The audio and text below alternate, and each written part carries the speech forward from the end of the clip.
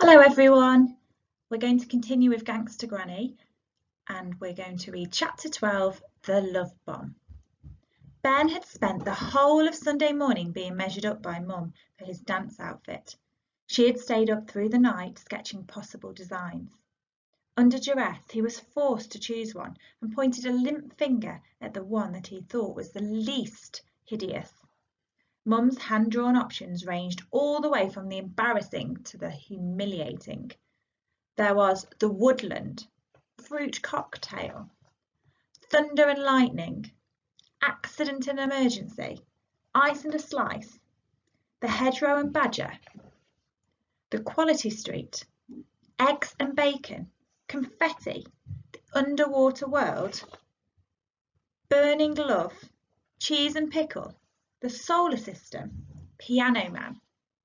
But the one that Ben thought was the least worst was the love bomb.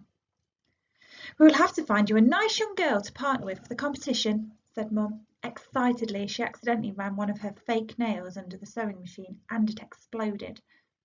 Ben hadn't thought about dance partners.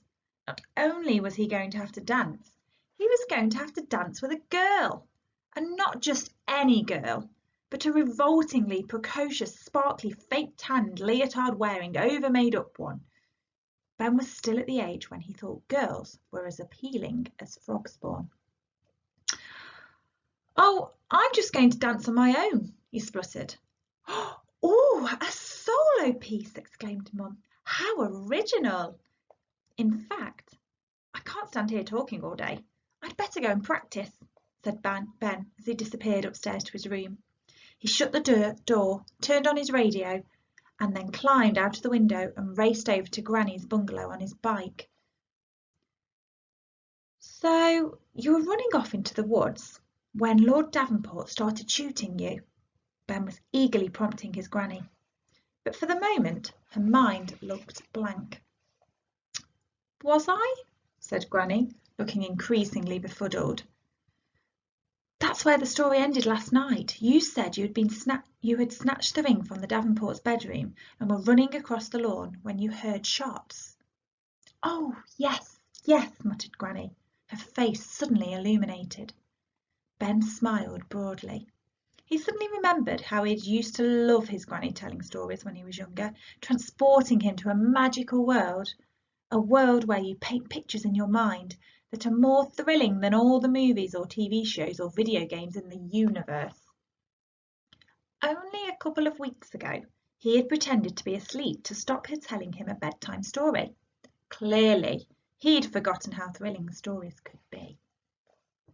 "I was running and running," continued Granny breathlessly, as if she was actually running, "and I heard the shot ring out, then another. I knew from the sound that it was definitely a shotgun rather than a rifle." "What's the difference?" asked Ben. "Well, a rifle shoots one bullet and is more accurate, but a shotgun sprays hundreds of little deadly balls of lead.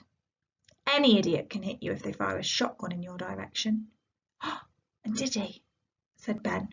His smile had faded now. He was genuinely worried.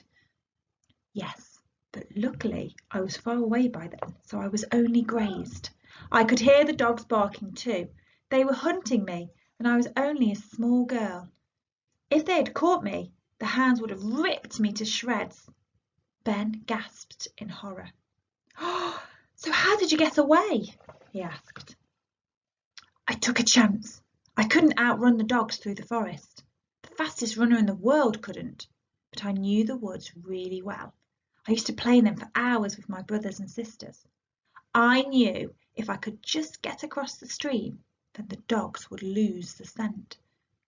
"How come?" "Dogs can't follow a scent across water, and there was a great oak tree just on the other side of the stream. If I climbed that tree, I might be safe." Ben couldn't imagine his Granny climbing stairs, let alone a tree. She had lived in her bungalow ever since he could remember. "More shots rang out through the darkness as I ran towards the stream," continued the old lady, "and I stumbled in the gloom of the forest. I tripped on a tree root and fell face first in the mud. Scrambling to my feet, I turned round to see an army of men on horseback, led by Lord Davenport. They were carrying flaming torches and holding shotguns. The whole forest was lit up with the fire from the torches. I jumped into the stream. It was around this time of year, in the depth of winter, and the water was icy. The cold shocked me and I could hardly breathe. I clapped my hand over my mouth to stifle a scream. I could hear the dogs getting nearer and nearer, barking and barking. There must have been dozens of them. I looked behind me and I could see their sharp teeth gleaming in the moonlight. So I waded across the stream and started climbing the tree. My hands were muddy and my legs and feet were wet, and I kept slipping down the trunk. I frantically rubbed my hands on my nightshirt and began to climb again.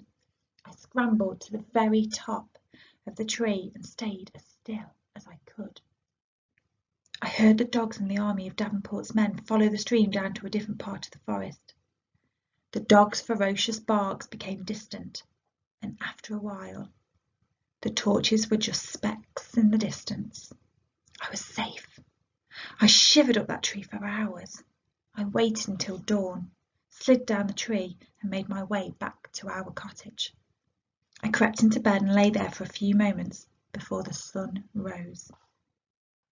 Ben could picture everything she described perfectly in his mind. Granny had him utterly spellbound. "Did they come looking for you?" he asked. "Well, no one got a good enough look at me, so Davenport and his men searched everywhere in the village. Every cottage was turned upside down to look for that ring." "Didn't you say anything?" "I wanted to. I felt so guilty, but I knew if I owned up, I would be in deep trouble. Lord Davenport would have been publicly flogged in the village square." "So, what did you do?" "I swallowed it." Ben couldn't believe his ears. "The ring! Granny, you swallowed the ring?" "I thought it was the best way to hide it, in my stomach. A few days later it came out when I went to the toilet." "That must have been painful," said Ben, his bum wincing at the thought. Passing a big diamond ring out of his bottom didn't sound in any way enjoyable. "It was painful, excruciating in fact," Granny grimaced. "The good thing was that our cottage had been searched already from top to bottom." "Not my bottom.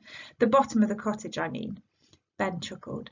"And Davenport's men had moved on to searching the next village. So one night I went off into the woods and hid the ring. I placed it where no one would ever look, under a rock in the stream." "Clever," said Ben. "But that ring was only the first of many, Ben. Stealing it had been the biggest thrill of my life, and as I lay in bed each night, all I dreamed about was stealing more and more diamonds. That ring was just the beginning," continued Granny in a low whisper, staring deep into Ben's innocent young eyes, "of a lifetime of crime."